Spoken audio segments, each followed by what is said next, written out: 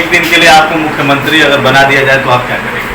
Sir क्या बताया जाए, बताइए। बिल्कुल, यदि आपके ऊपर ये पूरी जिम्मेदारी दे दी जाएगी तो आप क्या करेंगे? सर कोई नायक फिल्म की तरह नहीं है, लेकिन हम अगर मुख्यमंत्री बनेंगे तो सबसे पहले मेरा तो यही काम होगा कि शिक्षा व्यवस्था जो है उसको सर्वप्रथम पहले तो उसको मैं सबसे पहले रखूँगा।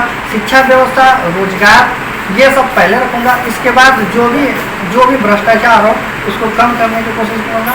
और वैसे भी एक दिन में आदमी कितना कुछ कर सकता है, लेकिन अगर मुझे मौका मिलेगा तो मैं तो पहले बात कि शिक्षा व्यवस्था सुधारूंगा। अगर शिक्षा व्यवस्था सुधर गई तो सच बता रहा हूँ कि देश बदल जाएगा और हमारा देश जरूर विश्वगुरु बन जाएगा। नमस्कार, मैं इस समय गाजीपुर जिले के यूसुफपुर खंडवा में मैं मौजूद हूँ और आपको ये दिखाना चाहता हूँ कि रात हो गए हैं और बच्चे पढ़ भी रहे हैं। मैं अपने कैमरामैन से कहूँगा कि वीडियो इसे अपने कैमरे में कैच करें। आप देख सकते हैं होनहार बच्चे हैं और यही बच्चे पढ़कर कोई देश की सेवा करेगा, कोई मिनिस्टर बनेगा, कोई कलेक्टर बनेगा, कोई डीएम बनेगा और कोई चपरासी भी बनेगा। फिलहाल सर को बहुत बहुत धन्यवाद। हमारे बीच सर मौजूद है, सर का परिचय करना चाहूँगा और जानने का प्रयास करूँगा कि आप रात में कोचिंग कै बजे तक बच्चों को पढ़ाते हैं और आपके कोचिंग की गाइडलाइन क्या है। यदि गरीब घर का बच्चा होगा उनके लिए भी वही व्यवस्था है या फिर सेम व्यवस्था है? सर सबसे पहले तो हमारे चैनल में आपका बहुत बहुत स्वागत है। धन्यवाद। सर ये बताइए कि कोचिंग की गाइडलाइन क्या है, आप बच्चों को कैसे पढ़ाते हैं, शिक्षा दीक्षा कैसे देते हैं? सर हमारी जो कोचिंग चलती है वो बिल्कुल निःशुल्क व्यवस्था है यहाँ पे। निःशुल्क है? हाँ बिल्कुल निःशुल्क है। हम लोग ग्रामीण स्तर पे अपने गांव के जो भी बच्चे हैं, ये सब जितने भी हैं सब गांव के बच्चे हैं और इनको हम लोग फ्री में पढ़ाने का काम करते हैं। हमारी संस्था भी है, यूनिटी ऑफ भीम संस्था है। यूनिटी ऑफ भीम संस्थान में ये हम लोग एक ये प्रयास है कि हमारे यहाँ के जितने भी बच्चे हैं वो लोग जो भी शिक्षा स्तर गांव का थोड़ा सा लो है और उसको हम आगे बढ़ाना चाहते हैं। तो हम लोग कई लोग हैं इसमें, हमारे जैसे में बोर्ड लगा हुआ है, आप देख सकते हैं कि इसमें हमारे जो संस्थान है उसमें अध्यक्ष जी हैं मुकेश कुमार गौतम जी, सहायक अध्यापक भी हैं वो, तो वही चला रहे हैं। और उसमें हम लोग बस एक कैंडिडेट है, मतलब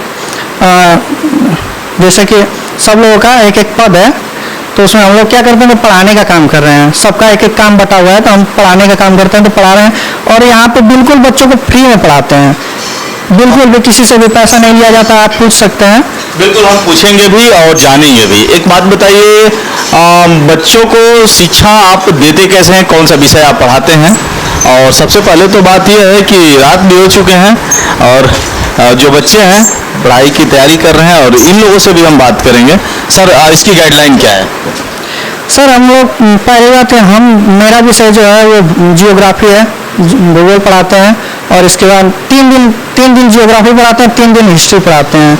हाँ अभी आज जियोग्राफी पढ़ा रहे हैं। आज तो बच्चों को क्या बता रहे हैं? जियोग्राफी पढ़ा रहे हैं और जियोग्राफी में हम भारतीय भूगोल पढ़ा रहे हैं। भारतीय भूगोल में हम अभी राज्य दर्शन बच्चों को करा रहे हैं, राज्य वाइज सबको पढ़ा रहे हैं। बहुत बहुत धन्यवाद। आइए हम बच्चों से मिलते हैं और जानने का प्रयास करते हैं कि बच्चे अभी पढ़ाई कर रहे हैं। सर ने जैसा कि बताया कि निःशुल्क है, तो हम जान ही लेते हैं निःशुल्क है या पैसे भी लगते हैं, तो बच्चे ही इसको साफ साबित कर पाएंगे। आपका नाम क्या पड़ेगा? सर मेरा नाम शिवम कुमार है। क्या पढ़ते हैं आप? इंटर फाइनल कर दिए सर, बीए की तैयारी में लगे हैं।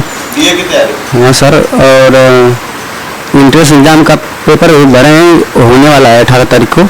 जैसा कि आपके सर के द्वारा बताया जा रहा है कि निःशुल्क आप लोग कोचिंग पढ़ते हैं, बात सही है झूठ है? सही है सर, एकदम सही है। नहीं देते हैं? फीस हम लोग देते ही नहीं, कोई भी लड़का नहीं देता है, चाहे हो किसी भी बिरादरी से हो, कोई भी बिरादरी का, कोई बिरादरी से आके पढ़ सकता है फ्री में यहाँ पे। चलिए बहुत बहुत धन्यवाद, बहुत अच्छी व्यवस्था है। चलिए और भी हम बच्चों से वार्ता करेंगे। बाबू ये मुस्कुरा रहा है, हंस रहा है, क्यों जी? नाम क्या पड़ेगा? आर प्रताप। क्या पढ़ते हैं आप? सर 6 में। अच्छा, एक बात बताइए, यहाँ फीस भी लगती है? सर सर सही बताइएगा। ये अन्ना सर नहीं लगती है? नहीं। अच्छा चलिए, देश के प्रधानमंत्री का नाम क्या है? सर देश के प्रधानमंत्री का नरेंद्र नाथ मोदी जी को आप जानते हैं? और चलिए, उत्तर प्रदेश का मुख्यमंत्री कौन है? सर आदित्यनाथ योगी। पीएम किसको बोलते हैं? इंग्लिश में पीएम और उनको हिंदी में क्या कहते हैं? सर इंग्लिश सॉरी हिंदी में प्रधानमंत्री कहते हैं। थैंक यू, बहुत बहुत धन्यवाद। और बेहद खुशी हुई, बच्चे पढ़ रहे हैं। करीब सर समय क्या हो रहा होगा बाबू? समय तो सर करेक्ट मुझे नहीं पता इस समय। अच्छा चलिए, आप लोगों के पास अभी फिलहाल गाड़ी नहीं, एक बच्चा है गाड़ी लिया हुआ है, इसी से बात कर लेते हैं। नाम क्या पड़ेगा बाबू? मंजीत भारती, कहाँ पढ़ते हैं आप? High school, high school. समय क्या हो रहा है बाबू इस समय? 8:38। अच्छा, और एक बात बताइए, देश का प्रधानमंत्री कौन है? श्री दामोदर दास मोदी। चलिए, और हम चाहेंगे कि आगे जितना भी गांव हो, चाहे ये लोग जितने लोग भी वीडियो देख रहे हैं, सभी लोग अपने अपने जगह पर कम से कम अपने अपने क्षेत्र में वो तो मुहिम ये चला ही सकते हैं, विकास कर ही सकते हैं। जैसे हम यहाँ स्टार्ट किए हैं वैसे वो भी अपने यहाँ अगर स्टार्ट करते हैं तो कोई गरीब का बच्चा ऐसा ना हो कि वो ऐसा हो ही नहीं सकता कि वो पढ़ा लिखा न रह जाए। सभी लोग पढ़ लिख लेंगे और सभी लोगों का विकास होगा। तो ऐसा अगर हम प्रयास कर रहे हैं, लोग आगे और भी लोग अगर प्रयास करेंगे और भी गाँव के लोग अगर ऐसा प्रयास करते हैं तो गरीब के बच्चे ऐसा नहीं होगा कि वो पढ़े लिखे नहीं रहेंगे। चलिए, अग्निपथ को लेकर के काफी देश में समस्याएं थी, तोड़ना फोड़ना, आप अपने छात्रों को क्या संदेश दे रहे थे? सर मैं अपने छात्रों को तो यही कहूँगा कि ऐसा पहली बात कि जो सरकारी संपत्ति है उसका तो लोग जैसे सरकारी संपत्तियों को क्या किए कि आग लगा दिए, नुकसान कर दिए, तो ये तो अपनी ही संपत्ति है क्योंकि अपने ही टैक्स से देश चल रहा है, ना कि नेताओं के पैसों से। ठीक है, वो जनता के पैसों से चल रहा है। सरकार जो भी है उसको सिर्फ क्या करे कि एक सिस्टम बनाइए उसको सुरक्षित रखने का या फिर और देश चलाने का, लेकिन पैसा जो है वो जनता का ही जा रहा है, हम ही लोगों का जा रहा है। तो नुकसान अगर करेंगे तो हम ही लोगों का नुकसान होगा। हाँ, लेकिन अग्निपथ योजना है जो वो सरकार के द्वारा लाई गई, ये सही था, लेकिन अचानक से ला दिए लोग, ये गलत है। इस सरकार में बस थोड़ी सी प्रॉब्लम है कि किसी चीज़ को लाने में, कोई भी योजना होती है उसको लाने में इतना बस गलती कर देते हैं लोग कि पहले उस योजना को लाने से पहले लोगों के सामने रखिए, वोटिंग करवाइए, अगर ज़्यादा समर्थन मिलता है तब लाइए, अगर नहीं समर्थन मिलता है तो उसमें संशोधन करने की चीज़ है तो संशोधन कीजिए, ना कि थोड़ी सी जिदपना कर दिए छोटे बच्चों की तरह कि नहीं हम ये ला दिए हैं तो बस यही रहेगा, चाहे उसके लिए कोई मर जाए। लोग देख ही रहे हैं कि कितना अत्याचार हुआ, कितनी ट्रेनें जला दी गई, बसों को जला दिया गया, भारत को बंद करना पड़ा। उसमें देश का आर्थिक स्थिति भी तो डाउन होती है। एक दिन भारत बंद हो गया, एक दिन भारत बंद होने का मतलब कई करोड़ों अरबों रुपए का नुकसान, सारी चीज़ों का ठप हो जाना, तो भारत बंद करना पड़ा। लेकिन इसमें बच्चों के साथ साथ सरकार को भी सोचना चाहिए कि हम ये सब योजनाएं जो अचानक से ला देते हैं, इससे बच्चों की तो गलती जो भी है वो नुकसान की है, लेकिन इसमें सरकार की भी गलती है कि वो अचानक से कोई योजना ला दिए। अगर कोई भी योजना लाते हैं तो उन्हें ये सोचना चाहिए, वोटिंग करवा लेना चाहिए या फिर कोई प्रस्ताव रखना चाहिए लोगों के बीच में। जैसा नोटबंदी हुआ कि सरकार में थोड़ी सी कोई चीज़ छोटे बच्चों की तरह जीत बना करती है सरकार, थोड़ा सा ये चीज़ बदल दे तो शायद ये सरकार बेहतरीन है।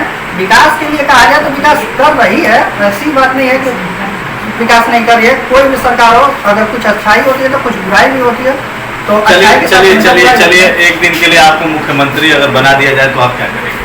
सर क्या बताया जाए, बताइए। बिल्कुल, यदि आपके ऊपर ये पूरी जिम्मेदारी दे दी जाएगी तो आप क्या करेंगे? सर कोई नायक फिल्म की तरह नहीं है, लेकिन हम अगर मुख्यमंत्री बनेंगे तो सबसे पहले मेरा तो यही काम होगा कि शिक्षा व्यवस्था जो है उसको सर्वप्रथम पहले तो उसको मैं सबसे पहले रखूँगा। शिक्षा व्यवस्था, रोजगार, ये सब पहले रखूँगा। इसके बाद जो भी भ्रष्टाचार हो उसको कम करने की कोशिश करूँगा। और वैसे भी एक दिन में आदमी कितना कुछ कर सकता है, लेकिन अगर मुझे मौका मिलेगा तो मैं तो पहले बार की शिक्षा व्यवस्था सुधारूंगा। अगर शिक्षा व्यवस्था सुधर गई तो सच बता रहा हूँ कि देश बदल जाएगा और हमारा देश जरूर विश्व गुरु बन जाएगा। बिल्कुल, बहुत बहुत धन्यवाद, आपसे मिलकर बहुत अच्छा लगा। हम चाहेंगे कि अपना कॉन्टैक्ट नंबर बता दीजिए ताकि दर्शक आपसे कभी बात करना चाहें तो आसानी से बात कर सकते हैं। सर मेरा कॉन्टैक्ट नंबर 77 85 86 46 11 है। इस पर अगर कोई भी अगर कॉन्टैक्ट करना चाहे तो कर सकता है। और हम चाहेंगे कि अगर बेवजह ना कोई कॉल करे, अगर किसी को कोई चीज़ अगर परामर्श लेना हो तो कॉल कर सकता है हमारे यहाँ और बात कर सकता है।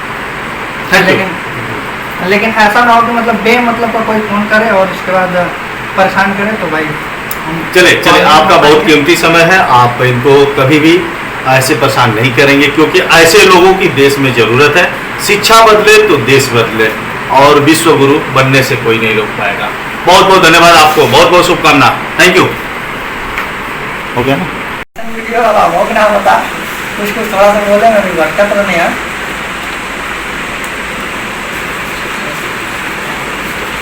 पढ़ते रहिए आप।